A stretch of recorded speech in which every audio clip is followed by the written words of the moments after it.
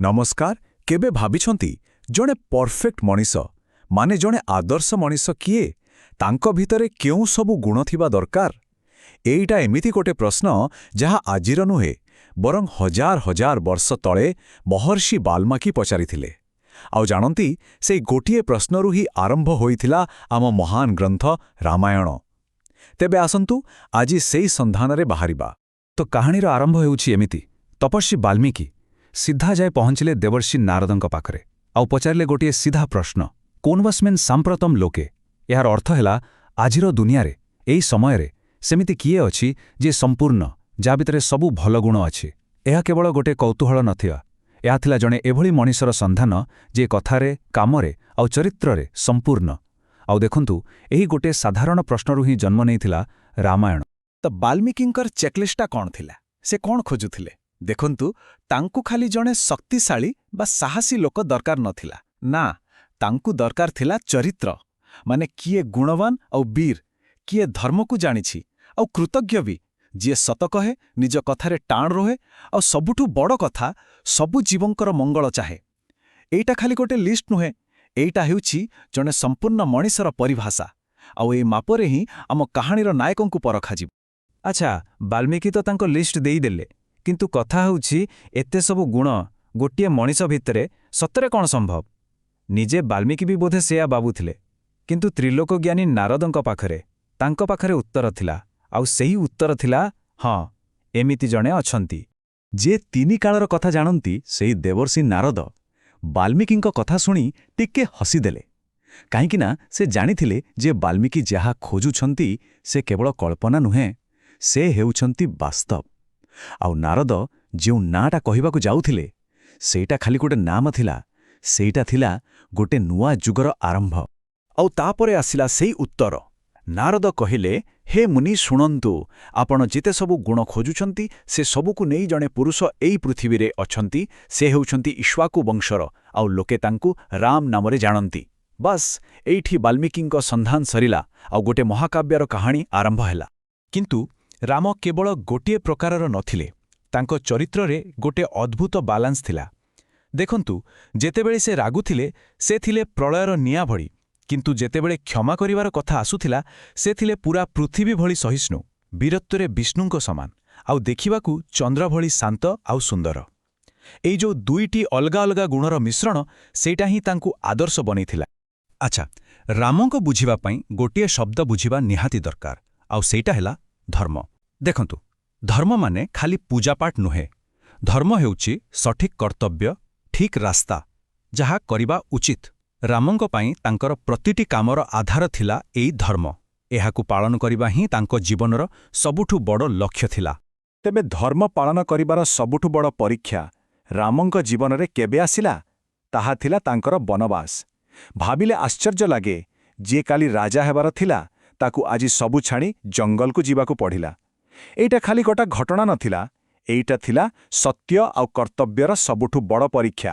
କାହାଣୀଟା ପୁରା ବଦଳିଗଲା ଗୋଟିଏ ରାତିରେ। ରାଜା ଦଶରଥ ତ ରାମଙ୍କୁ ଯୁବରାଜ କରିବା ପାଇଁ ସବୁ ପ୍ରସ୍ତୁତି ସାରିଥିଲେ, କିନ୍ତୁ ଠିକ୍ ସେତିକିବେଳେ ରାଣୀ କୈକେୟୀ ନିଜର ଦୁଇଟି ବରଦାନ ମାଗିଲେ। କ'ଣ? ରାମଙ୍କ ପାଇଁ 14 ବର୍ଷର ବନବାସ ଆଉ ନିଜ ପୁଅ ଭରତ ପାଇଁ ରାଜଗାଦି। ଆଉ ରାମ ଗୋଟିଏ ବି ପ୍ରଶ୍ନ ନ ପଚାରି ବାପାଙ୍କ କଥା ରଖିବା ପାଇଁ ସବୁ ଛାଡ଼ିଦେଲେ। ଏକା ନୁହେଁ, ତାଙ୍କ ସହ ଗଲେ ତାଙ୍କର ପତ୍ନୀ ସୀତା ଆଉ ଭାଇ ଲକ୍ଷ୍ମଣ। ସେମାନେ ବି ରାଜସୁଖ ଛାଡ଼ି ଜଙ୍ଗଲର ରାସ୍ତା ଧରିଲେ। ଆଉ ତାଙ୍କର ନିଷ୍ଠା ଦେଖନ୍ତୁ। ବାପା ଦଶରଥ ଏ ଦୁଃଖରେ ପ୍ରାଣ ହରାଇଲେ। ଭାଇ ଭରତ ଆସି ତାଙ୍କ ପାଦତଳେ ପଡ଼ି କହିଲେ, ଭାଇ ଫେରିଆସ। କିନ୍ତୁ ରାମ ମନା କରିଦେଲେ। କହିଲେ, ନା, ବାପାଙ୍କ ବଚନ ପୂରା ହେବା ଦରକାର। ତାଙ୍କ ପାଇଁ ପ୍ରତିଯୋଗ୍ୟ ପୂରଣ କରିବା ହିଁ ସବୁଠାରୁ ବଡ଼ ଧର୍ମ ଥିଲା। କିନ୍ତୁ ବନବାସରେ ବି ଶାନ୍ତି ନଥିଲା। ଧର୍ମ ରକ୍ଷା କରିବାକୁ ଯାଇ ରାମଙ୍କ ଜୀବନରେ ଆସିଲା ଆଉ ଏକ ବଡ଼ ଝଡ଼। ଏକ ଏମିତି ଘଟଣା ଘଟିଲା ଯାହା କେବଳ ତାଙ୍କୁ ଦୁଃଖ ଦେଲାଣି, ବରଂ ଏକ ଭୟଙ୍କର ଯୁଦ୍ଧର କାରଣ ପାଲଟିଗଲା। ଏ ସଂଖ୍ୟାଟା ଟିକେ ଦେଖନ୍ତୁ, 14,000। ଏତେ ସଂଖ୍ୟକ ରାକ୍ଷସଙ୍କୁ ରାମ ଏକା ହିଁ ଜନସ୍ଥାନ ଜଙ୍ଗଲରେ ପରାସ୍ତ କରିଥିଲେ। କାହିଁକି? କାରଣ ସେମାନେ ଋଷିମାନଙ୍କୁ ହଇରାଣ କରୁଥିଲେ। ଏଥିରୁ ଜଣାପଡ଼ୁଛି ସେ ଖାଲି ଜଣେ ଆଦର୍ଶ ପୁଅ ନଥିଲେ, ସେ ଥିଲେ ଧର୍ମର ରକ୍ଷକ। ଆଉ ଏଇ ଘଟଣାର ଖବର ଯେତେବେଳେ ଲଙ୍କାର ରାଜା ରାବଣ ପାଖରେ ପହଞ୍ଚିଲା, ସେ ରାଗରେ ଜାଳିଗଲା। କିନ୍ତୁ ସେ ସାମ୍ନାସାମ୍ନି ଲଢ଼ିବା ବଦଳରେ ଛଳନା କଲା। ଗୋଟେ ଷଡ଼ଯନ୍ତ୍ର କରି ସେ ମାତା ସୀତାଙ୍କୁ ଅପହରଣ କରି ଲଙ୍କା ନେଇଗଲା। ଆଉ ଏଇ ଗୋଟିଏ ଭୁଲ, ଏଇ ଗୋଟିଏ ଅଧର୍ମ ହିଁ ପୂରା କାହାଣୀକୁ ବଦଳେଇ ଦେଲା। ଏପଟେ ସୀତାଙ୍କୁ ହରାଇ ରାମ ପୂରାପୂରି ଭାଙ୍ଗି ପଡ଼ିଲେ। ଜଣେ ସାଧାରଣ ମଣିଷ ଭଳି ସେ ଦୁଃଖରେ କାନ୍ଦୁଥିଲେ। ଆଉ ସୀତାଙ୍କୁ ଖୋଜୁ ଖୋଜୁ ତାଙ୍କର ଦେଖାହେଲା ବାନର ରାଜା ସୁଗ୍ରୀବ ଆଉ ତାଙ୍କର ଭକ୍ତ ମହାବୀର ହନୁମାନଙ୍କ ସହିତ। ଆଉ ଏଠି ଗୋଟେ ନୂଆ ମେଣ୍ଟ ତିଆରି ହେଲା, ଯାହା ଥିଲା ରାବଣ ବିରୁଦ୍ଧରେ ଲଢ଼େଇ ପାଇଁ ପ୍ରଥମ ପଦକ୍ଷେପ। ବର୍ତ୍ତମାନ ସମୟ ଥିଲା ଯୁଦ୍ଧର। ଧର୍ମ ଆଉ ଅଧର୍ମ ଭିତରେ ଯୁଦ୍ଧ। ରାମ, ଲକ୍ଷ୍ମଣ ଆଉ ପୂରା ବାନର ସେନା ମିଶି ବାହାରିଲେ ଲଙ୍କା ଅଭିମୁଖେ। ଲକ୍ଷ୍ୟ ଗୋଟିଏ, ରାବଣକୁ ପରାସ୍ତ କରି ସୀତାଙ୍କୁ ଫେରାଇ ଆଣିବା। ଆଉ ତାପରର କାହାଣୀ ତ ଆହୁରି ଅବିଶ୍ୱାସନୀୟ। ମହାବଳୀ ହନୁମାନ ଗୋଟିଏ ଲମ୍ଫରେ ସମୁଦ୍ର ପାର କଲେ। ଲଙ୍କାରେ ପହଞ୍ଚି ସୀତାଙ୍କୁ ଠାପ୍ କଲେ ଆଉ ରାବଣକୁ ଚେତାବନୀ ଦେବାପାଇଁ ପୂରା ଲଙ୍କାରେ ନିଆଁ ଲଗେଇଦେଲେ। ତାପରେ ପୂରା ବାନର ସେନା ମିଶି ସମୁଦ୍ର ଉପରେ ପଥର ଭସେଇ ସେତୁ ତିଆରି କଲେ। ଆଉ ଶେଷରେ ସେହି ମହାଯୁଦ୍ଧରେ ରାମ ନିଜେ ରାବଣକୁ ପରାସ୍ତ କଲେ। ତ ଯୁଦ୍ଧ ସରିଲା। 14 ବର୍ଷର ବନବାସ ବି ସରିଲା। ଅଧର୍ମ ହାରିଲା, ଧର୍ମ ଜିତିଲା। ଏବେ ସମୟ ଥିଲା ଅଯୋଧ୍ୟା ଫେରିବାର, ଆଉ ଏକ ଏମିତି ରାଜ୍ୟ ସ୍ଥାପନ କରିବାର ଯାହାକୁ ଆଜି ବି ଲୋକେ ମନେ ପକାନ୍ତି, ଆଦର୍ଶ ରାଜ୍ୟ ବା ରାମ ରାଜ୍ୟ। ତେବେ କେମିତି ଥିଲା ଏହି ରାମ ରାଜ୍ୟ? ଏହା ଖାଲି ଗୋଟେ ରାଜ୍ୟ ନଥିଲା, ଏହା ଥିଲା ଗୋଟେ ଭାବନା। କୁହାଯାଏ ସେଠି ଦାରିଦ୍ର୍ୟ ନଥିଲା, ରୋଗ ନଥିଲା, କୌଣସି ପ୍ରକାର ଭୟ ନଥିଲା। କେହି ଅପରାଧ କରୁନଥିଲେ। ସବୁଆଡ଼େ ଖାଲି ସୁଖ, ସମୃଦ୍ଧି ଆଉ ଧର୍ମ। ଏଇଟା ହିଁ ଥିଲା ଫଳ ଯେତେବେଳେ ଜଣେ ଧାର୍ମିକ ରାଜା ଶାସନ କରେ। ଆଉ ଶେଷରେ ଏଇ କାହାଣୀର ନିଜର ଶକ୍ତି କ'ଣ? ବାଲ୍ମୀକି ନିଜେ କହିଛନ୍ତି, ପଠନ୍ ଦ୍ୱିଜୋ ବାଗୃଶ ଭତ୍ୱମିୟାତ୍। ଏହାର ମାନେ ବହୁତ ଗଭୀର। ଏହାର ଅର୍ଥ, ଯିଏ ବି ଏଇ ରାମ କଥାକୁ ପଢ଼ିବ ବା ଶୁଣିବ, ସେ ଯେଉଁ ବର୍ଗର ବି ହେଉନା କାହିଁକି, ତାର ମଙ୍ଗଳ ହେବ। ବ୍ରାହ୍ମଣ ଜ୍ଞାନ ପାଇବ, କ୍ଷତ୍ରିୟ ରାଜ୍ୟ ପାଇବ, ବଣିକ ବ୍ୟବସାୟରେ ଲାଭ କରିବ, ଏମିତିକି ଶୂଦ୍ର ବି ମହାନତା ପାଇବ। ମାନେ ଏଇ କାହାଣୀ ସମସ୍ତଙ୍କ ପାଇଁ। ତ ହଜାର ହଜାର ବର୍ଷ ପରେ ବି ବାଲ୍ମୀକିଙ୍କ ସେହି ପ୍ରଶ୍ନ ଆଜି ବି ସେମିତି ଅଛି।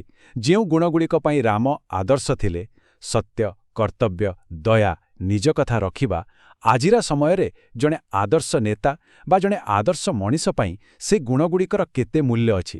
ଏହି ପ୍ରଶ୍ନଟା ଆମ ସମସ୍ତଙ୍କ ପାଇଁ ଟିକେ ଭାବିବା କଥା, ନୁହେଁ କି?